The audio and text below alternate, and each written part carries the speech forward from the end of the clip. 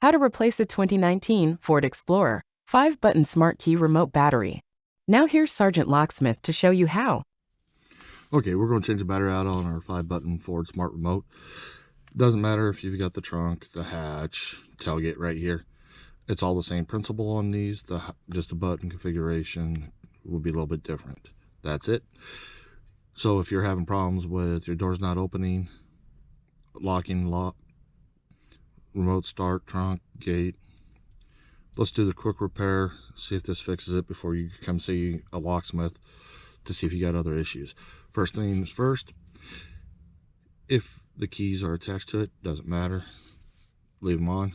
Remove emergency blade. I like using a flat tip screwdriver for this. It's just me. Notice this is where your emergency blade is. Come to the opposite side, you'll see this indentation. Take your flat tip, put it in there, just twist it and twist. You notice it wants to pop up. I don't pry on it because you can break the little tab that sits in here. I like to take the flat tip and just slide it in right over here on the side. Pops up. That's that little tab I was telling you about. They can cause a problem. Now you notice this battery popped up. Sometimes they do, sometimes they don't. It's a goofy design with Ford. Dump it out. It's your CR2450.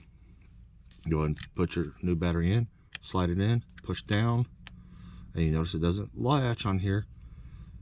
You can turn around and even try that. It won't work. I've always found that you put it in, set it down, this back cover pushes everything down in there. Remember that little tab I told you about? Slide it in. We push down. And there you go. You've changed it. Hey, if you would give me a thumbs up, comment down below. Thanks again for watching.